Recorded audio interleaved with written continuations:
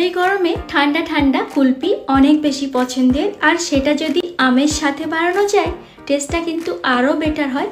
একের ভিতর দুই ফ্লেভার, ছোট থেকে বড় সকলে কিন্তু অনেক পছন্দ করে খাবে।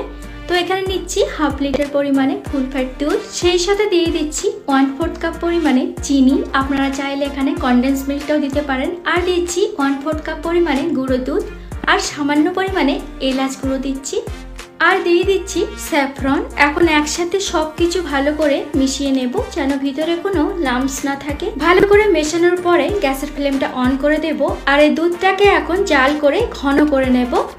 তো কিছুক্ষণ পর দুধটা যখন ঘন হয়ে হাফ কোয়ান্টিটিতে চলে এসছে, এই পর্যায়ে কিন্তু গ্যাসের ফ্লেমটা বন্ধ করে দেব আর দুধটাকে ঠান্ডা হতে দেব।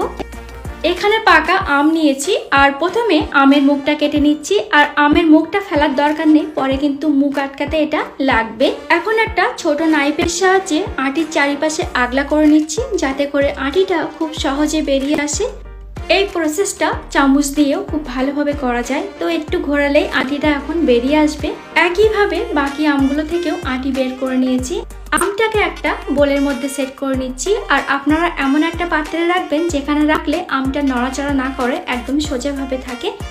এখন কুলফির মিশ্রণটা আমের মধ্যে ঢেলে দিচ্ছি, একটু খালি রেখে ভরবেন, যেন একেবারে ফুল করবেন না। আমের যে মুখটা আগে থেকে কেটে রেখেছিলাম সেটা দিয়ে আমের মুখটা কিন্তু আটকে দিচ্ছি। এখন আমটাকে 8 থেকে 10 ঘন্টা ডিপ ফ্রিজ করে রাখবো। ফিরে এলাম 10 ঘন্টা পরে, এখানে আমটা বেশ একদম জমে গেছে। এখন একটা পিলারের সাহায্যে আমের খোসাগুলো ছাড়িয়ে নিচ্ছি, আর আইস থাকতে থাকতেই আমের খোসাটাকে ছাড়িয়ে নেবার চেষ্টা করবেন, তাহলে কিন্তু খুব ইজিলি ছাড়ানো যাবে। এখন আমটাকে আমি স্লাইস করে কেটে নিচ্ছি। ইন্ডিয়া বাংলাদেশে অনেক ভালো ভালো আম পাওয়া যায়, সেই আমগুলোই নেবেন যে আমগুলোতে ফাইবার বা রেশেস কম থাকে, তাহলে স্লাইসগুলো অনেক ভালো হবে আর খেতেও অনেক বেশি ভালো লাগে। এই আমের সিজনে ম্যাঙ্গো কুলফিটা অনেকবারই বানানো লাগে, কারণ ঠান্ডা ঠান্ডা আম দিয়ে কুলফি অনেক বেশি মজার।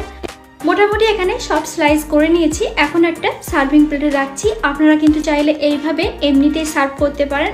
এখন দিয়ে দিচ্ছি সামান্য পরিমাণে পিস্তার গুঁড়ো, আর দিয়ে দিচ্ছি সামান্য পরিমাণে বাদাম গুঁড়ো, আর দিচ্ছি রোজ প্যাটেল। দেখতে কিন্তু অনেক বেশি আকর্ষণীয় লাগে। কত সহজে কত কম উপকরণে এই গরমে মন প্রাণ জুড়ানো ঠান্ডা ঠান্ডা ম্যাঙ্গো কুলফি আইসক্রিম রেডি করে নিলাম। এই আমের সিজনে হাতের কাছে থাকা পাকাম দিয়ে অবশ্যই একবার ট্রাই করে দেখবে, অনেক বেশি ভালো লাগবে।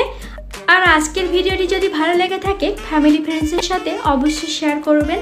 আর আপনারা কে কোথা থেকে আমার ভিডিওটি দেখছেন অবশ্যই কমেন্ট করে জানাবেন, যাতে আমি আপনাদেরকে ধন্যবাদ দিতে পারি।